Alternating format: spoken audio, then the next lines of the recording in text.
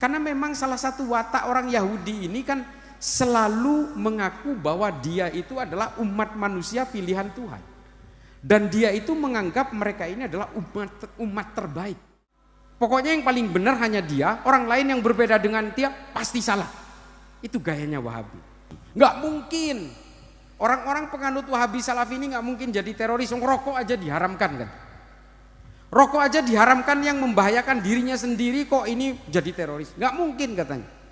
Ya membahayakan dirinya sendiri memang nggak mungkin Pak. Tapi masalahnya dia kan menghalalkan darah orang lain. Ini kan yang menjadi masalah. Perang Palestina dengan Israel itu sebenarnya bukan perang agama.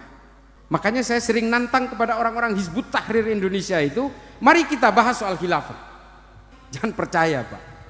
Saya mau debat soal itu 7 hari 7 malam nggak pakai makan, nggak pakai tidur mau saya. Jangan percaya Pak.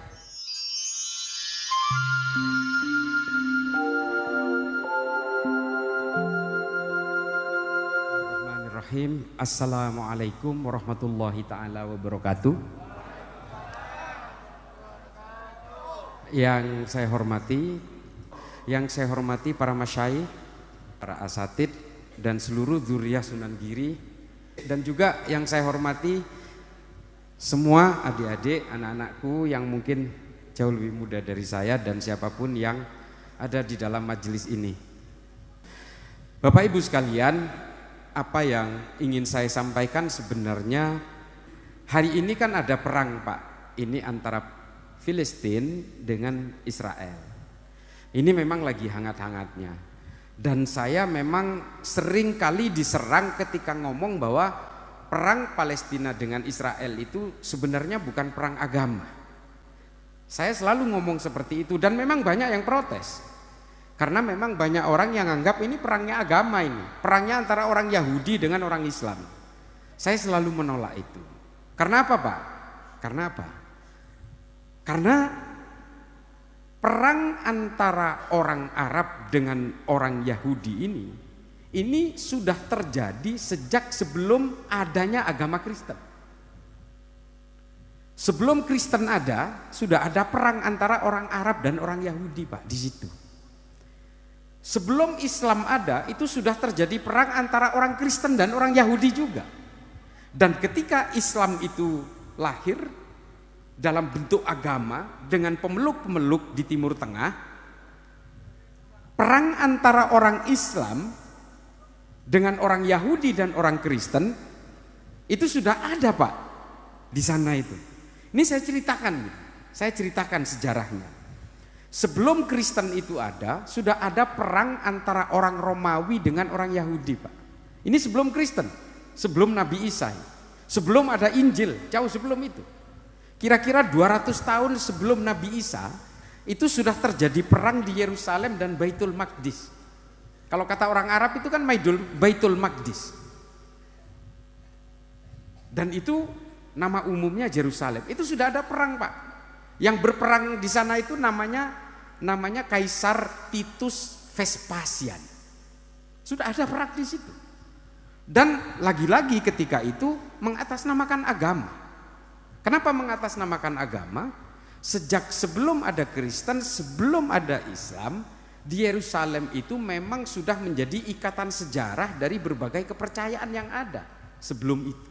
Lalu kemudian ada Kristen. Orang Kristen berperang dengan orang Yahudi di situ. Selama ratusan tahun Pak, memang sudah berperang di situ.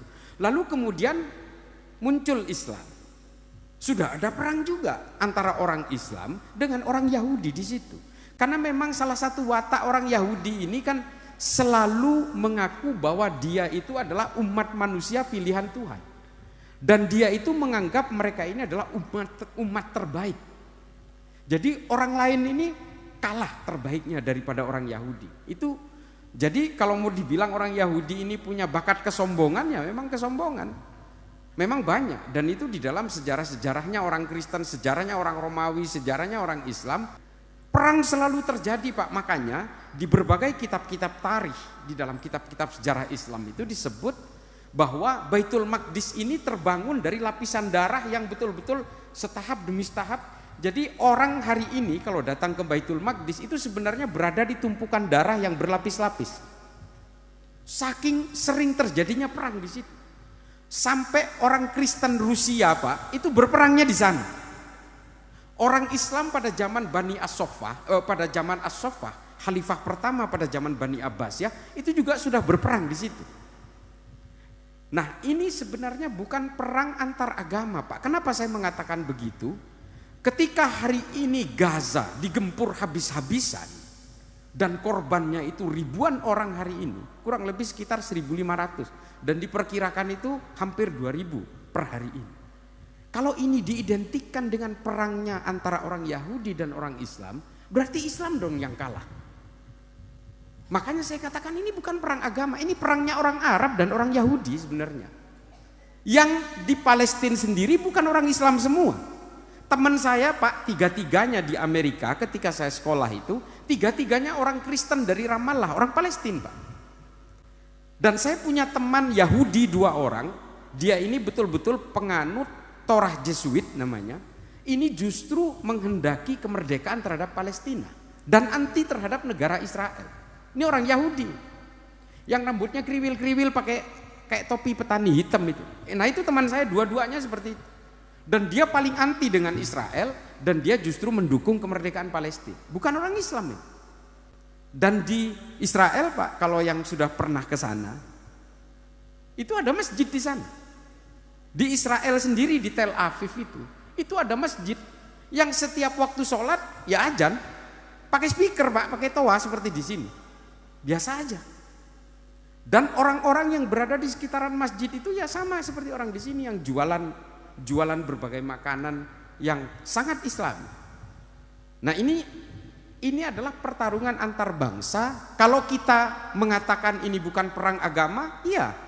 Tapi kalau kita mau mengatakan Israel itu adalah negara penjajah, saya setuju.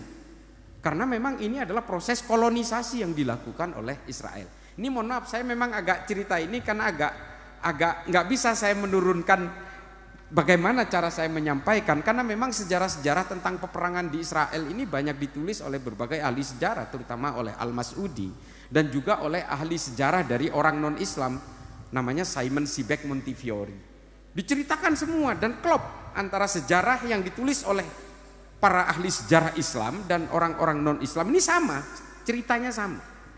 Artinya, Pak, kalau kita mau mengandaikan perang Israel dan Palestina ini sebagai perangnya orang Islam dan orang Yahudi, saya takut nanti kalau terjadi kekejaman terhadap orang Israel dianggap orang Islamnya kejam. Kalau terjadi peperangan besar-besaran dan yang kalah total itu adalah orang Palestina, saya takutnya dianggap ini orang Islam yang kalah. Karena setiap agama itu tidak ada yang mengajarkan pembunuhan, Pak.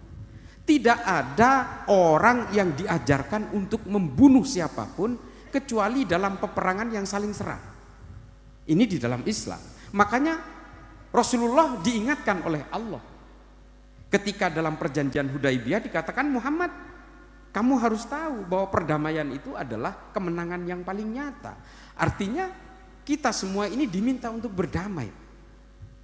Nah ini Rasulullah betul-betul menyadari. Bahkan ketika Rasulullah berdakwah di Taif misalnya, ditimpukin batu oleh orang-orang Taif sampai giginya berdarah. Yang nggak terima justru malaikat.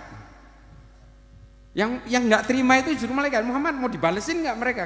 Kata Rasulullah, wih jangan. Saya meskipun mereka itu menimpuki saya dengan batu dan sampai gigi saya berdarah dan saya sakit, saya masih berharap anak keturunan mereka nanti akan mengikuti saya. Dan betul, orang-orang Taif hari ini beriman kepada Islam. Nah ini Rasulullah. Dan bahkan begini, saya ceritakan sedikit tentang bagaimana, karena ini masih bulan Maulid, meskipun ini haulnya Mbah Sunan Giri, tapi kita bercerita soal Rasulullah. Saya sering bercerita, Rasulullah ini bukan politisi, Pak. Rasulullah ini negarawan. Yang nulis siapa? Bukan orang Islam, Pak. Yang nulis ini adalah profesor ahli sejarah dari Edinburgh University, dari Skotlandia. Namanya William Montgomery Watt. Ini orang non-Islam ini, yang benar-benar tidak diajari maulid dari kecil, tidak diajari sholawat dari kecil, tapi dia membaca sejarah bahwa mengambil kesimpulan yang sama bahwa Nabi Muhammad ini bukan politisi. Apa ciri-cirinya? Kata William Montgomery Watt. Ketika Rasulullah wafat, dia tidak cawe-cawe urusan politik. Tidak cawe-cawe, Pak. Rasulullah sampai wafat itu tidak mewariskan nama penggantinya. Nah, ini teladan, Pak. Artinya apa? Rasulullah itu tidak betul-betul dibungkus oleh nafsu kekuasaan, enggak ada.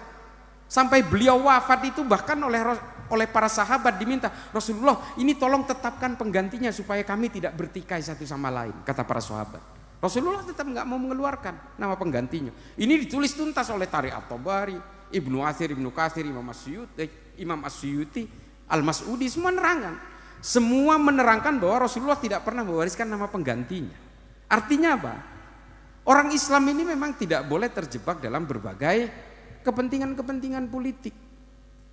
Nah, ini Rasulullah. Maka kemudian seorang ahli sejarah dari Edinburgh itu mengatakan bahwa Nabi Muhammad itu bukan politisi. Nabi Muhammad itu seorang negarawan yang hanya mementingkan umatnya dan hanya mementingkan negaranya. Bukan soal kekuasaan dirinya. Kalau Rasulullah ini menyayangi kekuasaan, Rasulullah sudah menunjuk menantu sekaligus sepupunya, namanya Sayyidina Ali. Tapi Rasulullah tidak pernah menunjuk Sayyidina Ali sebagai penggantinya. Nah, ini gambaran Rasulullah dalam hidup bernegara, Pak. Nah, hari ini kalau kita mau melihat bagaimana seorang politisi atau beberapa politisi di Indonesia misalnya, ya artinya sebenarnya semuanya tidak ada yang sanggup meniru Rasulullah. Rasulullah itu selesai. Dan Rasulullah ketika hijrah ke Madinah, nah ini saya cerita. Rasulullah ketika hijrah ke Madinah dengan kekuatan penuh dibantu oleh kaum Muhajirin dan Ansor, apakah Rasulullah itu memaksa orang yang tidak beragama Islam untuk beragama Islam? Enggak. Rasulullah tidak pernah memaksa orang di Madinah, kamu masuk Islam, kalau enggak saya penggal lehernya. Enggak ada, Pak. Rasulullah tidak pernah melakukan itu. Bahkan sampai Rasulullah wafat pun orang Yahudi dan orang Nasrani itu masih ada, Pak, di Madinah. Artinya apa? Rasulullah betul-betul ingin menunjukkan Islam kepada mereka itu dengan akhlak yang baik, dengan teladan yang baik. Urusan dia nanti akan masuk Islam atau tidak, biarlah itu kesadaran sendiri dan hidayah yang diberikan oleh Allah kepada masing-masing orang. Dan ini sejarah semua menerangkan itu. Kalau kita mau lihat kisah-kisah yang ada di dalam kenabian gitu, di dalam berbagai kitab misalnya, bagaimana Rasulullah itu dicaci maki oleh pengemis buta, bukan orang Islam tapi tiap hari kerjaannya itu selalu mencaci maki Rasulullah di pasar gitu. Wah, itu Muhammad itu pembohong, pembual, dia itu berkawan dengan kalangan jin. Dia sebenarnya itu tidak tahu tentang Al-Quran, dia itu sebenarnya dibisikin oleh setan dan sebagainya. Itu caci makinya dia tiap hari. Apa yang lakukan Rasulullah? Oh, kalau saya ada di samping Rasulullah ketika itu, Nabi udah gak usah ikut-ikut, biar saya yang menggal dia aja. Ini udah pengemis, bukan orang Islam. Tapi apa yang dilakukan oleh Rasulullah? Rasulullah menyuapi dengan makanan setiap hari, disuapin terus sampai Rasulullah wafat. Penggantinya Sayyidina Abu Bakar kemudian bertanya kepada sahabat, para sahabat, yang dilakukan Rasulullah setiap hari tapi tidak saya lakukan hari ini apa? Oh, ada, Abu Bakar. Kamu belum menyuapi pengemis di pasar yang tiap hari itu mencaci maki Rasulullah, kata sahabat. Oke, kalau gitu saya lakukan. Dilakukan oleh Sayyidina Abu Bakar, disuapi sama Sayyidina Abu Bakar. Pengemisnya protes. Ini bukan orang yang nyuapin saya setiap hari. Dulu itu orang yang nyuapin saya itu kalau ada kacang yang bulat-bulat besar itu digerus dulu baru disuapin. Ini enggak kamu pikir saya masih punya gigi apa gitu? Ini main suapin aja. Ini bukan kamu yang nyuapin saya setiap hari yang dulu. Ini orang baru ini. Lalu Sayyidina Abu Bakar mengatakan, kamu tahu enggak? Yang nyuapin kamu kemarin-kemarin itu adalah orang yang kamu caci maki setiap hari. Itulah Rasulullah. Ini saya adalah penggantinya. Pengemis itu kemudian bersimpuh di hadapan Sayyidina Abu Bakar dan menangis, menyesal, lalu minta diislamkan kepada Sayyidina Abu Bakar. Ini loh dakwahnya Nabi. Jadi kalau hari ini ada ulama, kadang-kadang oknum ulama Kerjaannya kalau ceramah itu mencaci maki orang, membid'ah-bid'ahkan orang, menganggap kafir orang yang berbeda. Nah ini niru siapa? Saya nggak tahu. Padahal yang dihadapi oleh Rasulullah dulu itu bukan hanya persoalan perbedaan tafsir. Jelas. Yang dihadapi oleh Rasulullah itu orang yang berbeda iman. Berbeda kitab suci. Coba bayangin. Tapi Rasulullah masih menghadapi. Ada satu riwayat yang diceritakan oleh Al-Mas'udi. Rasulullah setiap melewati gang itu selalu diludahi.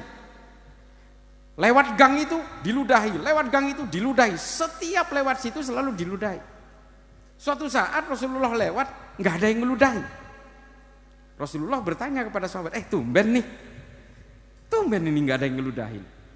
Lalu sahabat ngomong, ya Rasulullah, yang biasa ngeludahi itu sekarang ini sedang sakit.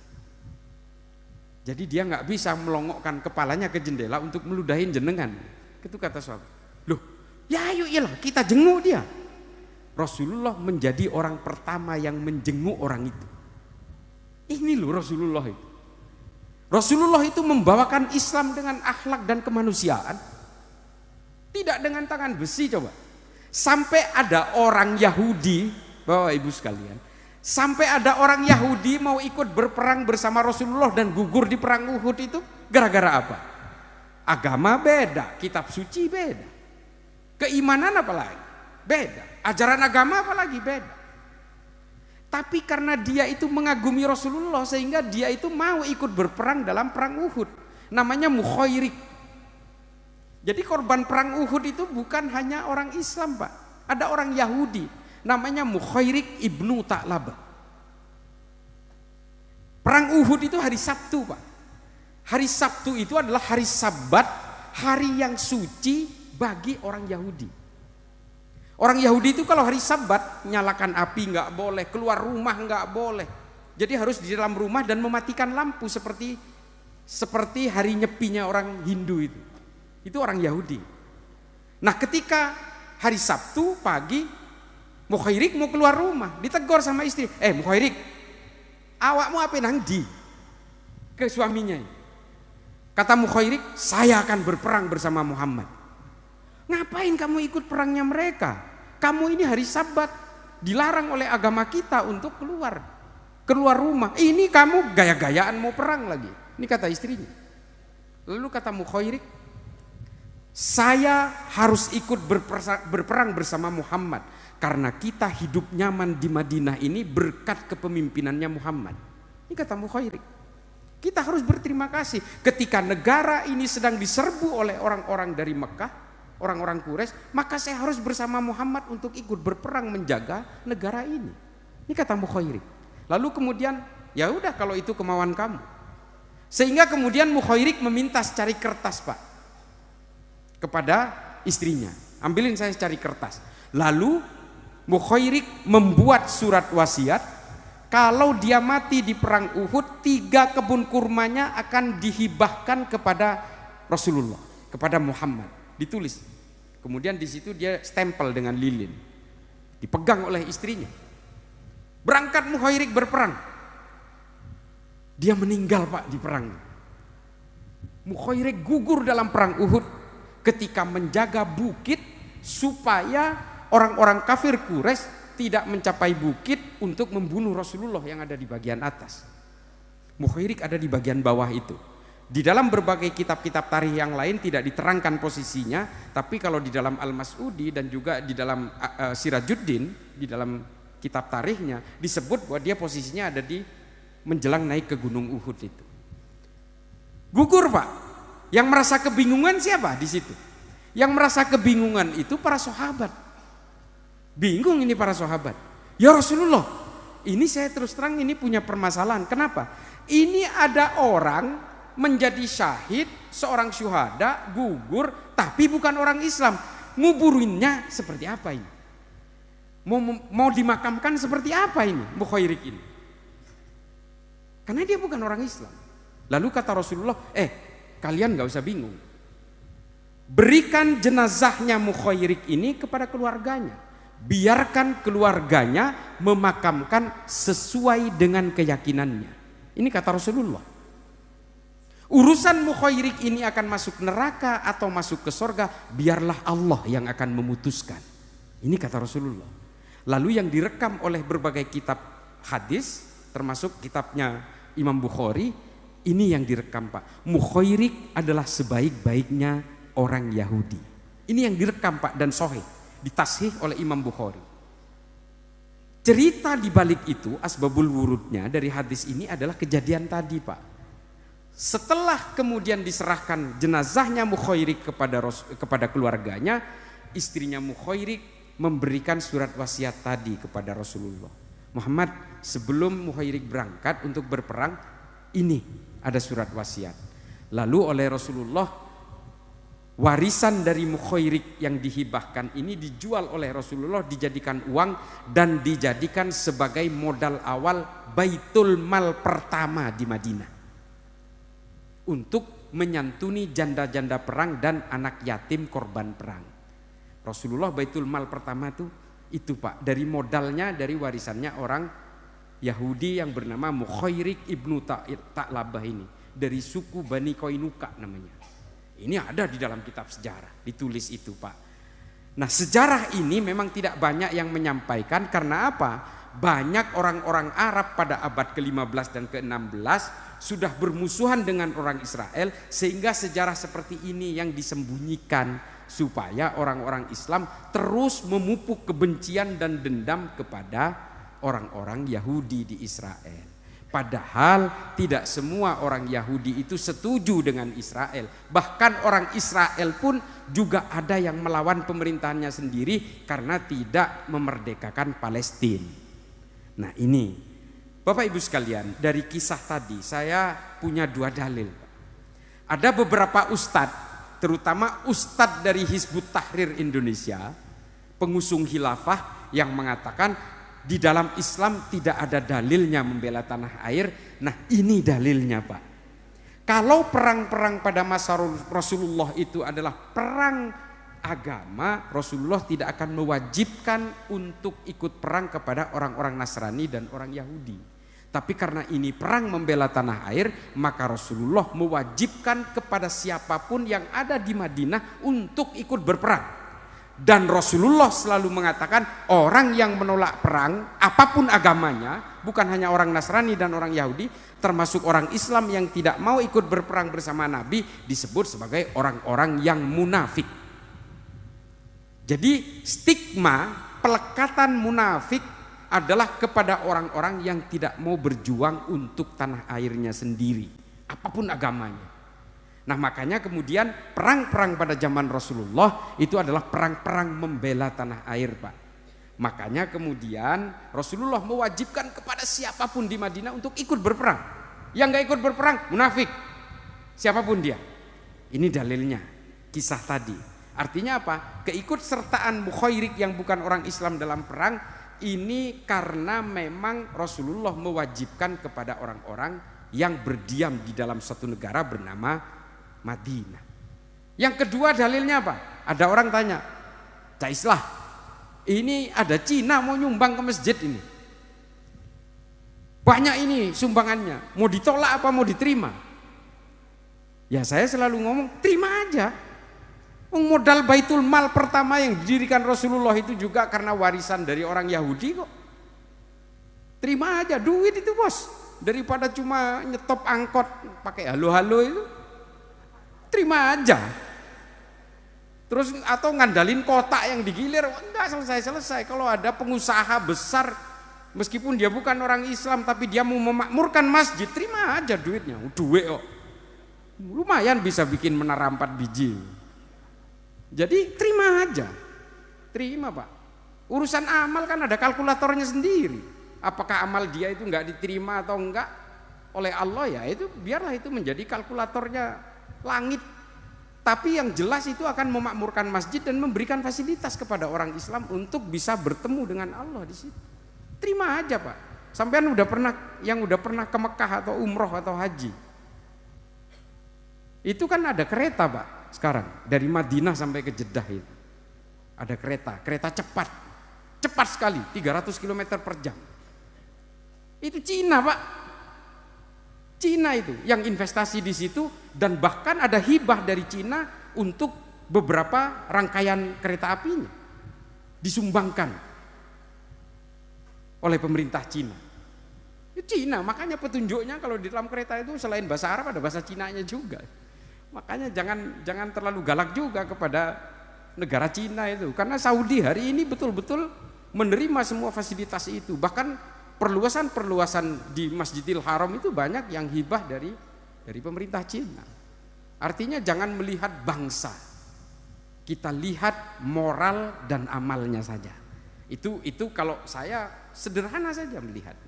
Dan dunia hari ini apa yang kita lihat menyangkut dari konflik Israel dan Palestina ini, kita dukung kemerdekaan Palestina, harus Pak. Bukan karena melihat mereka ini adalah bagian dari suku Arab, bukan bagian kita melihat ini mayoritas Muslim, bukan lihat dari situnya. Siapapun yang ditindas oleh bangsa lain ya kita bela. Siapapun yang selalu diintimidasi, selalu ditakut-takuti dan berhadapan dengan pemerintahan-pemerintahan zalim ya kita bela Pak.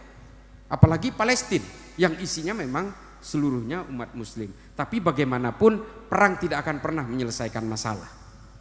Karena Allah sudah mengingatkan bahkan kepada Rasulullah pun, Muhammad, kemenangan yang paling nyata itu adalah dengan cara damai, seperti perjanjian Hudaibiyah.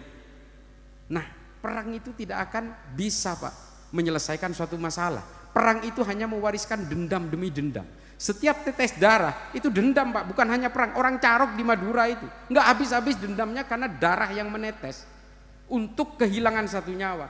Itu dianggap menghilangkan seluruh nyawa. Makanya dendamnya nggak pernah selesai Pak. Apalagi ini KKB Papua. Ini sedikit cerita saja. KKB Papua ini kalau ingin diselesaikan dengan perang nggak akan pernah selesai Pak kalau nggak pernah berdamai. Ini kalau diperangi terus, yang ada akhirnya korbannya dendam kepada TNI, TNI yang jadi korban dendam kepada KKB. Seterusnya begitu. Kita Pak berperang di Papua dengan para pemberontak dengan OPM ini. Dari sejak tahun 60 Pak kita sudah berperang. Dan sampai hari ini nggak selesai-selesai. Coba betapa bodohnya kita sudah puluhan tahun menggunakan cara yang sama tapi ingin hasil yang berbeda. Ini kan hanya orang bodoh yang melakukan itu. Maka kita harus berunding Pak. Harus melakukan perundingan. Sama seperti yang terjadi di Israel dan Palestina hari ini. Harus berunding. Ada yang mengkhianati, setrap Pak, sentil kupingnya. Dulu ada pemimpin Israel namanya Shimon Peres. Saya tidak mau mempromosikan Israel, saya juga benci sama Israel karena dia penjajah. Karena dia menggerogoti bumi Palestina sedikit demi sedikit. Tapi kalau dalam konteks kolonialisme saya sangat benci, tapi dalam konteks kemanusiaan siapapun harus menghentikan proses pembunuhan itu. Hamas juga kejam kemarin. Ya kan tidak boleh Pak, perempuan, anak kecil juga dibantai. Rasulullah aja ketika berperang itu membuat aturan-aturan yang sangat detail. Hewan ternak aja nggak boleh dibunuh kok. Apalagi manusia, apalagi anak-anak, apalagi perempuan. Itu memang tidak boleh. Tumbuh-tumbuhan aja nggak boleh dijadikan korban perang itu sama Rasulullah. Lah ini kemarin Israelnya ya gitu, Hamasnya juga gitu. Makanya saya selalu bilang di media sosial atau apapun, saya di Twitter, kalau ada yang punya Twitter ikuti saya, Islah Bahrawi. Kalau di Instagram Islah_Bahrawi, Islah garis bawah Bahrawi, ikutin aja. Nah itu saya selalu mengatakan ini bukan perang agama. Takutnya apa saya Pak? Kalau ada yang brutal dan kejam kayak kemarin itu tidak diidentikan dengan agama. Kenapa? Takutnya Islam itu seolah-olah agama yang brutal dan kejam Pak. Karena Rasulullah nggak pernah mengajari kekejaman seperti itu. Nggak mungkin. Orang-orang penganut Wahabi Salafi ini nggak mungkin jadi teroris. Rokok aja diharamkan kan? Rokok aja diharamkan yang membahayakan dirinya sendiri kok ini jadi teroris? Nggak mungkin katanya. Ya membahayakan dirinya sendiri memang nggak mungkin Pak. Dan memang diharamkan. Tapi masalahnya dia kan menghalalkan darah orang lain. Ini kan yang menjadi masalah. Nah lalu kemudian pengakuan-pengakuan dari teroris yang ditangkap inilah yang kemudian menunjukkan bahwa mereka menganut faham Wahabi Salafi. Bukan kata saya Pak. Yang mengakui itu adalah mereka. Jadi kita-kita ini yang sudah biasa, termasuk saya yang menjadi sarkup ini, sarjana kuburan ini, yang kerjaannya memang hobinya itu tawassul itu.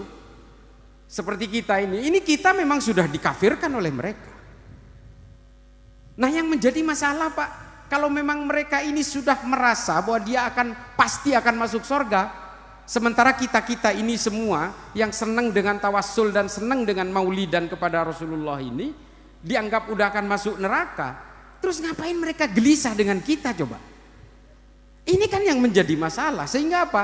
Ketika orang untuk masuk ke paham ini, mengharamkan ini, mengharamkan itu, ini haram, itu kafir, itu bid'ah, itu penyembah kuburan, orang akan kemudian menjadi gelisah Pak.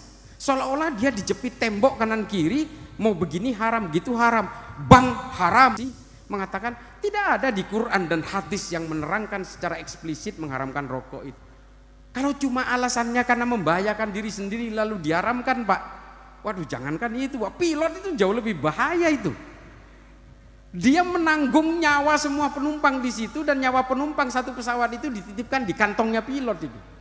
Apa nggak jauh lebih bahaya? Atau orang-orang yang menjadi tukang ngelap kaca-kaca gedung itu angka paling tinggi di dunia, profesi kematian paling tinggi di dunia itu adalah orang yang bersihin kaca gedung pencakar langit itu paling tinggi profesinya. Haramkah itu? Kalau mau dibilang ini bahaya, tingkat bahaya ini kan ukurannya macam-macam. Bukan karena saya perokok loh, enggak, karena saya betul-betul perokok berat, karena saya baca buku pasti ngerokok. Nah tapi bukan berarti ini semua itu adalah satu ikhtilaf yang memang tidak bisa kita hindari. Ya silahkan aja kalian itu mengharamkan rokok misalnya, tapi jangan kemudian orang yang merokok itu dianggap ini calon penghuni neraka. Ini kan tipikalnya Wahabi sekali. Pokoknya yang paling benar hanya dia, orang lain yang berbeda dengan dia pasti salah. Itu gayanya Wahabi.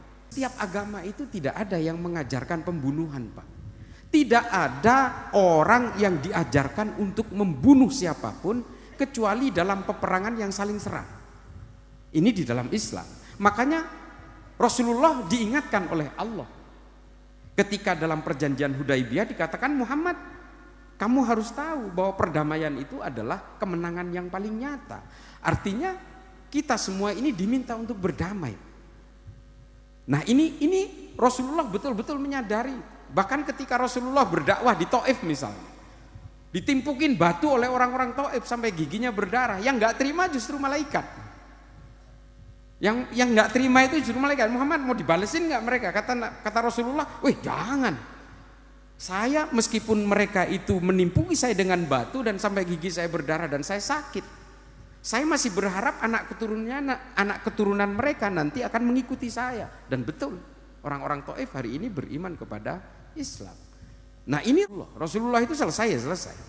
Dan Rasulullah ketika hijrah ke Madinah, nah ini saya cerita, Rasulullah ketika hijrah ke Madinah dengan kekuatan penuh dibantu oleh kaum Muhajirin dan Ansor, apakah Rasulullah itu memaksa orang yang tidak beragama Islam untuk beragama Islam? Enggak. Rasulullah tidak pernah memaksa orang di Madinah, kamu masuk Islam, kalau enggak saya penggal lehernya. Enggak ada Pak. Rasulullah tidak pernah melakukan itu. Bahkan sampai Rasulullah wafat pun orang Yahudi dan orang Nasrani itu masih ada Pak di Madinah. Artinya apa? Rasulullah betul-betul ingin menunjukkan Islam kepada mereka itu dengan akhlak yang baik, dengan teladan yang baik. Urusan dia nanti akan masuk Islam atau tidak, biarlah itu kesadaran sendiri dan hidayah yang diberikan oleh Allah kepada masing-masing orang. Dan ini sejarah semua menerangkan itu. Kalau kita mau lihat kisah-kisah yang ada di dalam kenabian gitu, di dalam berbagai kitab misalnya, bagaimana Rasulullah itu dicaci maki oleh pengemis buta, bukan orang Islam tapi tiap hari kerjanya itu selalu mencaci maki Rasulullah di pasar gitu. Wah itu Muhammad itu pembohong, pembual, dia itu berkawan dengan kalangan jin, dia sebenarnya itu tidak tahu tentang Al-Quran, dia itu sebenarnya dibisikin oleh setan dan sebagainya. Itu caci makinya dia tiap hari. Apa yang lakukan Rasulullah? Oh kalau saya ada di samping Rasulullah ketika itu, Nabi udah nggak usah ikut-ikut, biar saya yang menggal dia aja. Ini udah pengemis, bukan orang Islam. Tapi apa yang dilakukan oleh Rasulullah? Rasulullah menyuapi dengan makanan setiap hari, disuapin terus sampai Rasulullah wafat. Penggantinya Sayyidina Abu Bakar kemudian bertanya kepada sahabat, Para sahabat, yang dilakukan Rasulullah setiap hari tapi tidak saya lakukan hari ini apa? Oh ada, Abu Bakar.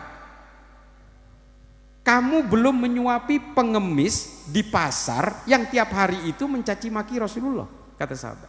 Oke, kalau gitu saya lakukan. Dilakukan oleh Sayyidina Abu Bakar, disuapi sama Sayyidina Abu Bakar. Pengemisnya protes. Ini bukan orang yang nyuapin saya setiap hari. Dulu itu orang yang nyuapin saya itu kalau ada kacang yang bulat-bulat besar itu digerus dulu baru disuapin. Ini enggak kamu pikir saya masih punya gigi apa gitu? Ini main suapin aja. Ini bukan kamu yang nyuapin saya setiap hari yang dulu. Ini orang baru ini. Lalu Sayyidina Abu Bakar mengatakan, kamu tahu enggak? Yang nyuapin kamu kemarin-kemarin itu adalah orang yang kamu caci maki setiap hari. Itulah Rasulullah. Ini saya adalah penggantinya.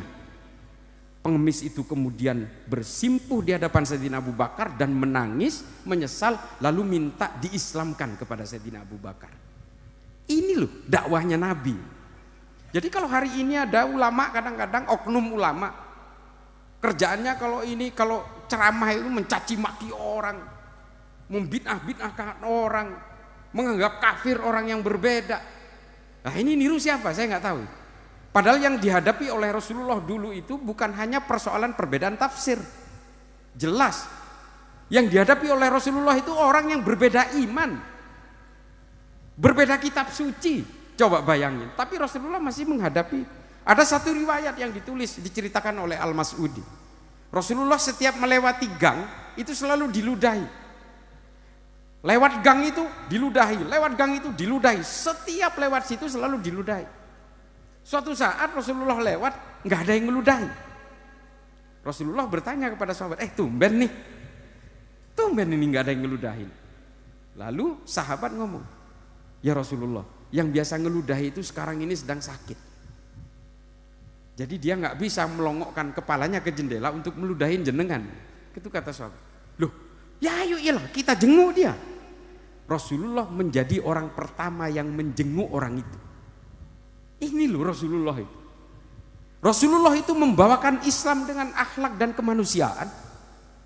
Tidak dengan tangan besi coba. Sampai ada orang Yahudi, Bapak Ibu sekalian. Sampai ada orang Yahudi mau ikut berperang bersama Rasulullah dan gugur di perang Uhud itu gara-gara apa?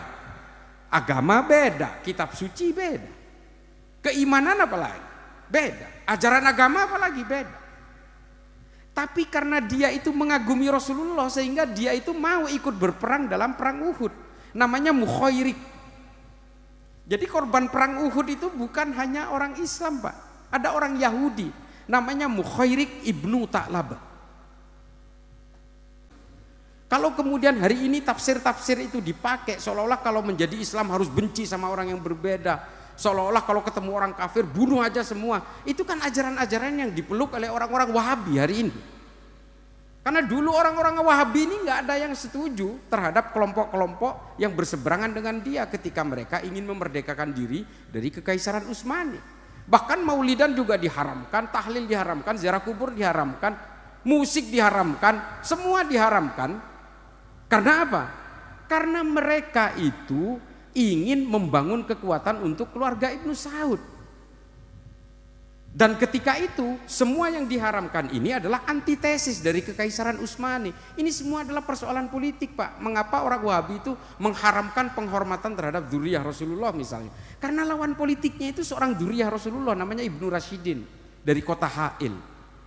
Nah ini yang menjadi masalah adalah ajaran-ajaran seperti ini yang hari ini diekspor paksa ke negara kita yang memiliki kultur yang berbeda, yang memiliki klimatologi berbeda, demografi berbeda, sehingga akhirnya apa? Mereka mengharamkan wayang, mengharamkan ini, mengharamkan itu. Saya bukannya benci kepada ajaran Wahabi, Pak, tapi ini saya terakhir ingin ceritakan. Saya ingin ceritakan yang paling terakhir. Saya setiap hari itu bekerja sebagai tenaga ahli pencegahan radikalisme, ekstremisme, terorisme di Densus 88, Pak. Setiap hari saya kerjanya di situ. Kerjaan saya adalah menyadarkan teroris-teroris yang ditangkap oleh Densus. Itu kerjaan saya, Pak. Jadi teroris yang tadinya ingin ngebunuh kita-kita semua ini, ahlul bid'ah semua ini, yang ingin dibunuh oleh mereka, saya sadarkan, mas, janganlah kamu punya keinginan untuk membunuh. Janganlah kamu itu seolah-olah menghalalkan darah orang lain yang berbeda. Kalian itu diberikan syafaat dari Islam ini supaya kamu itu menjaga perdamaian dan kemanusiaan, apapun perbedaannya. Kurang lebih seperti itulah narasi yang saya bangun. Nah, Bapak Ibu sekalian, saya ingin memberikan data. Saya sering nantang di mana-mana karena saya punya datanya. Per hari ini Densus 88 itu menangkap dari sejak tahun 2000 sampai hari ini, Densus 88 itu menangkap 2164 orang. Dari sejak sudah 24 tahun ini. 2164. Ya betul, 2164. Bapak Ibu sekalian, dari angka itu yang ditangkap oleh Densus hanya 6 Pak yang bukan penganut Wahabi. Hanya 6 Pak. Saya yang pegang datanya dan teman-teman di Densus tentunya. 6 ini siapa? 1 Katolik Pak. Dia meledakkan bom Sumarekon Mall Serpong, SMS nih. Sumarekon Mall Serpong. Karena dia ingin memeras pemilik mall dengan Bitcoin, nggak bayar, akhirnya diledakin oleh namanya Fernando. Katolik ini Pak. Ini teroris juga, ditangkap oleh Densus. Yang kedua adalah penganut Protestan Pak. Penganut Protestan namanya Johnson Dang Siagian.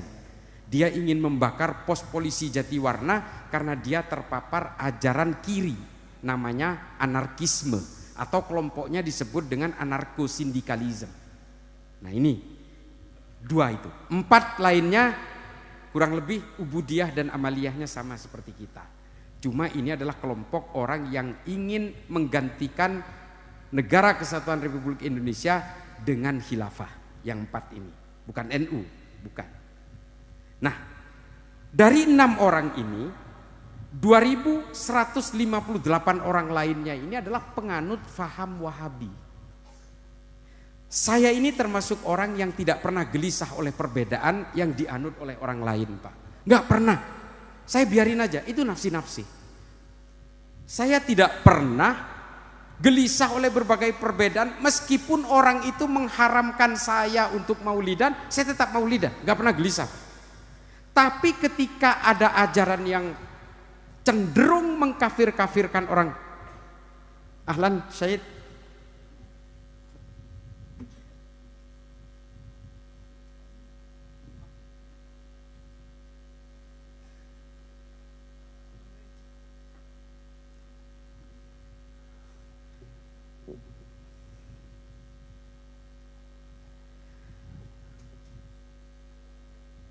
saya lanjutkan ya.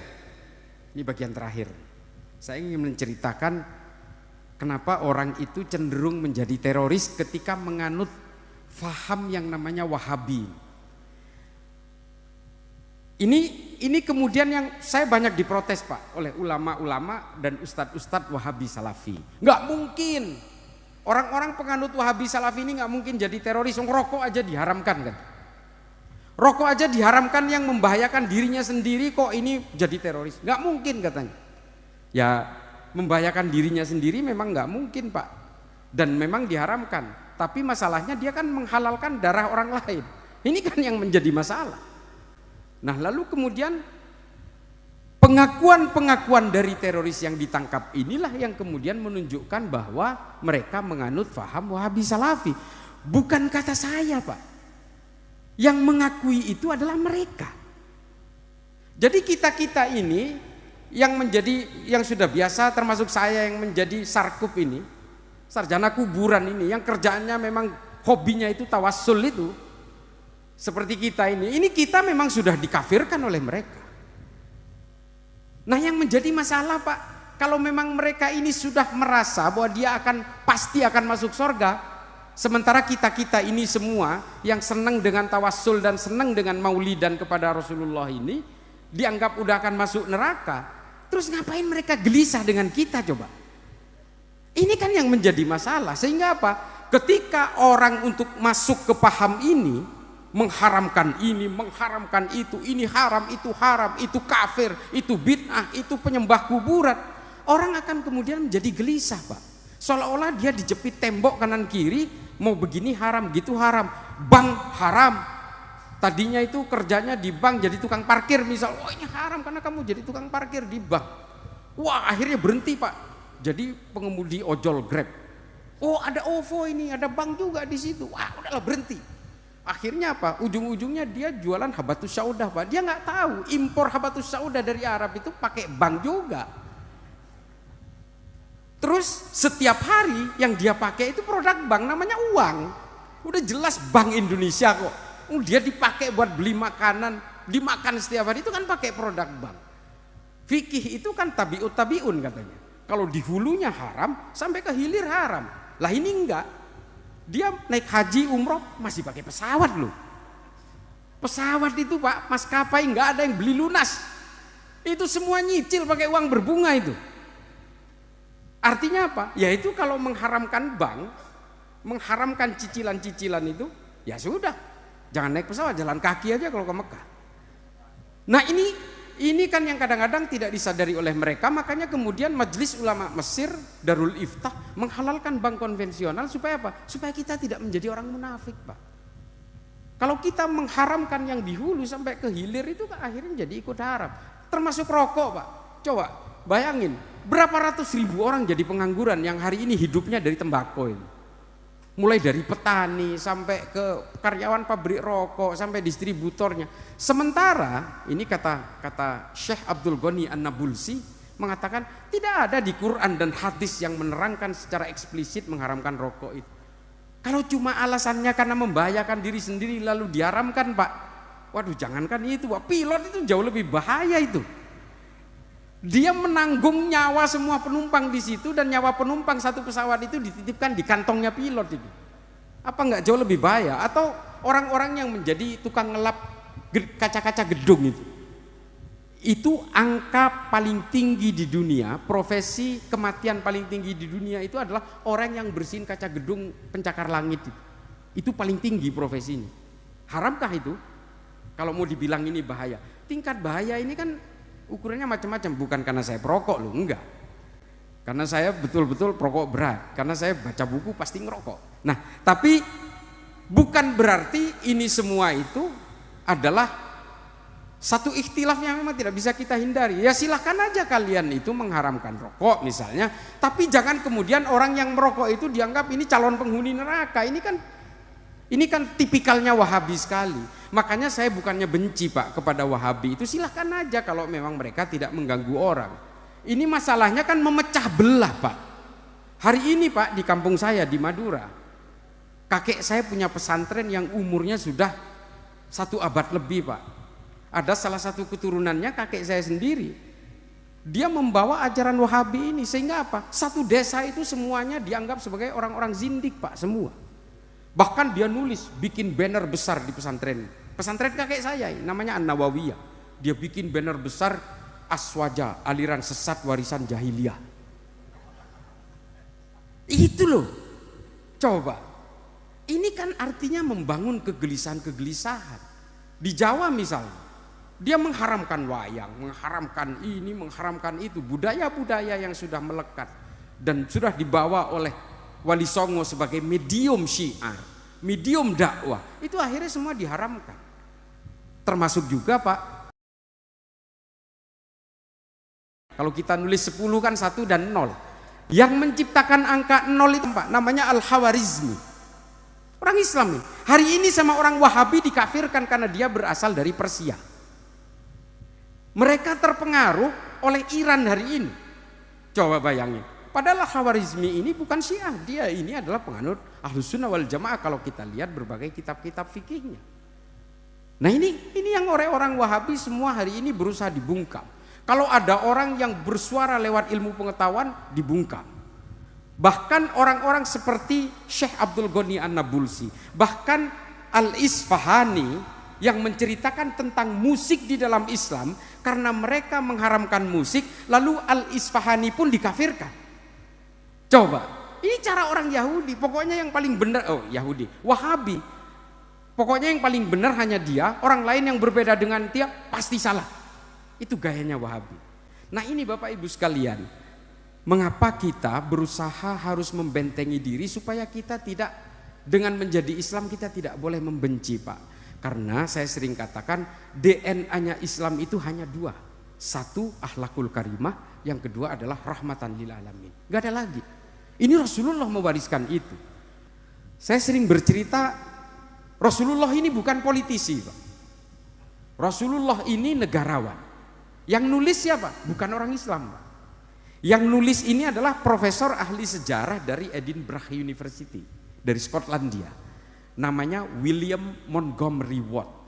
Ini orang non-Islam ini, yang benar-benar tidak diajari maulid dari kecil, tidak diajari sholawat dari kecil, tapi dia membaca sejarah bahwa mengambil kesimpulan yang sama bahwa Nabi Muhammad ini bukan politisi. Apa ciri-cirinya? Kata William Montgomery Watt. Ketika Rasulullah wafat, dia tidak cawe-cawe urusan politik. Tidak cawe-cawe, Pak. Rasulullah sampai wafat itu tidak mewariskan nama penggantinya. Nah, ini teladan, Pak. Artinya apa? Rasulullah itu tidak betul-betul dibungkus oleh nafsu kekuasaan, enggak ada.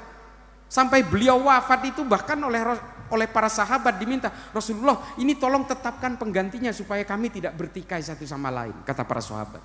Rasulullah tetap nggak mau mengeluarkan nama penggantinya. Ini ditulis tuntas oleh Tariq At-Tabari, Ibnu Athir, Ibnu Katsir, Imam As-Suyuti, Al-Mas'udi, semua menerangkan bahwa Rasulullah tidak pernah mewariskan nama penggantinya. Artinya apa? Orang Islam ini memang tidak boleh terjebak dalam berbagai kepentingan-kepentingan politik. Nah, ini Rasulullah. Maka kemudian seorang ahli sejarah dari Edinburgh itu mengatakan bahwa Nabi Muhammad itu bukan politisi. Nabi Muhammad itu seorang negarawan yang hanya mementingkan umatnya dan hanya mementingkan negaranya. Bukan soal kekuasaan dirinya. Kalau Rasulullah ini menyayangi kekuasaan, Rasulullah sudah menunjuk menantu sekaligus sepupunya. Namanya Sayyidina Ali. Tapi Rasulullah tidak pernah menunjuk Sayyidina Ali sebagai penggantinya. Nah, ini gambaran Rasulullah dalam hidup bernegara, Pak. Nah, hari ini kalau kita mau melihat bagaimana seorang politisi atau beberapa politisi di Indonesia misalnya, ya artinya sebenarnya semuanya tidak ada yang sanggup meniru Rasulullah. DNA-nya Islam itu hanya dua. Satu, akhlakul karimah. Yang kedua adalah rahmatan lil alamin. Gak ada lagi. Ini Rasulullah mewariskan itu. Apakah Islam itu mewariskan politik? Jangan percaya, Pak. Saya mau debat soal itu 7 hari 7 malam, gak pakai makan, gak pakai tidur, mau saya. Makanya saya sering nantang kepada orang-orang Hizbut Tahrir Indonesia itu, mari kita bahas soal khilafah. Mari kita bedah dari mana sistem syuro, dari mana sistem al-mamlakah, dari mana sistem ahlul halli wal aqdi. Mari kita bahas. Dan kita bandingkan dengan orang-orang Romawi yang sudah memakai sistem ini ribuan tahun sebelumnya. Namanya Respublika Romana, monarki absoluto, Concilium Plebis. Ini orang Romawi sudah lebih dulu, Pak. Tapi hari ini dibawa kepada kita seolah-olah dia harus menipu kita semua bahwa ini adalah buatan Allah. Ini adalah wajib bagi orang Islam untuk didukung. Bapak Ibu sekalian, ini modus politik, Pak. Mereka ingin menipu kita supaya dia bisa menguasai negara ini, sehingga nanti kalau dia bisa berkuasa secara politik, kita semua yang tidak mendukung dia itu bisa dipersekusi atau diintimidasi. Ini kan gerakan-gerakan politik yang mengatasnamakan agama. Dari dulu, Pak, ini. Termasuk Khawarij juga melakukan itu. Bukan hanya di Islam, orang Kristen juga gara-gara politisasi agama, mereka berperang 30 tahun dan membunuh 8 juta orang Kristen di Eropa. Berat, Pak. Nggak usah, silahkan berpolitik. Adik-adik sekalian, Bapak Ibu sekalian yang mampu berpolitik, berpolitiklah. Silahkan aja. Tapi jangan pernah menjadikan agama kita ini sebagai tunggangan-tunggangan politik. Jangan, Pak. Karena nanti apa kata Ibnu Rushd dalam At-Tahafud dikatakan, kalau kamu menunggangi Islam untuk menuju tangga kekuasaanmu, nanti kalau kamu berbuat jahat ketika berkuasa, Islam juga yang harus menjadi tukang tekelnya. Ayat-ayat juga yang dijadikan pembenarannya atas kejahatan-kejahatan kamu, kata Ibnu Rushd. Ini loh, capek, Pak, Islam itu kalau dijadikan tunggangan politik terus, ngebunuh orang atas nama Islam, menjajah orang atas nama Islam. Sudahi semua itu. Mari kita majukan Islam dengan ilmu pengetahuan, dengan rahmatan lil alamin, dengan akhlakul karimah. Ini Rasulullah. Makanya Rasulullah sampai wafat pun tidak mewarisi nama penggantinya. Karena apa? Beliau tidak mau mewariskan kekuasaan kepada sekitarnya. Nggak mau cawe-cawe urusan politik Rasulullah itu. Udahlah nanti sahabat sendiri yang akan memutuskan. Kurang lebih seperti itu. Makanya kemudian sistem pertama pada zaman Khulafaur Rasyidin disebut dengan sistem syuro. Kesepakatan bersama, aklamasi di antara para sahabat, nunjuk Sayyidina Abu Bakar. Udah Abu Bakar aja. Ini Umar sama Sa'ad bin Ubadah ini mau berantem terus, mau menjadi penggantinya Rasulullah. Udah kamu aja, Abu Bakar, kamu aja yang jadi penggantinya, jalan tengah. Jangan pilih Umar atau jangan pilih Sa'ad bin Ubadah, nanti berantem terus mereka. Nah, diambil jalan tengah, akhirnya Sayyidina Abu Bakar yang ditunjuk oleh para sahabat. Nah, inilah kemudian yang menjadi model bagaimana seorang pemimpin itu harus diputuskan secara bersama-sama oleh seluruh masyarakat dalam satu negara. Yang kurang lebih hari ini ditunjukkan lewat pemilu ini Pak, kurang lebih seperti itu. Cuma meskipun model pada zaman Khulafaur Rasyidin sedikit berbeda, tapi inilah pemikiran-pemikiran yang hari ini dipakai. Saya bukannya pro barat, enggak Pak.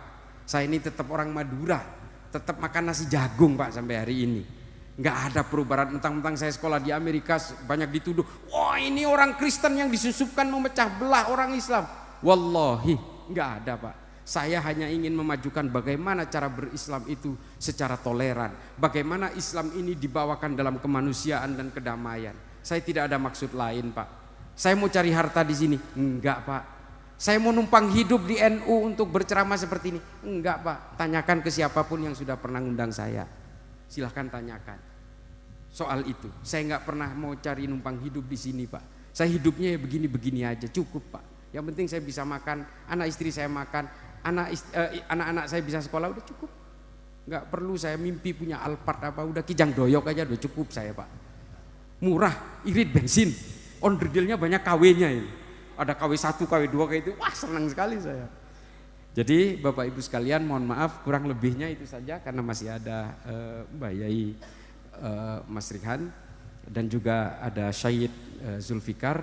Mudah-mudahan apa yang saya sampaikan ini bisa bermaslahat bagi saya pribadi yang fakir ilmu ini. Mohon maaf saya tidak bisa panjang lebar Pak, karena saya harus balik ke Surabaya dan besok saya harus ke Pekanbaru, kemudian lusa nanti ke Malang. Udahlah pokoknya kita itu lama-lama betul-betul kalau udah pulang ke rumah jangannya, saya takutnya istri saya minta ke KUA Pak, minta cerai.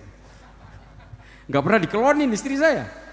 Tiap hari keliling, pulang-pulang mending bawa duit, yang ada tabungan saya makin terkuras Pak.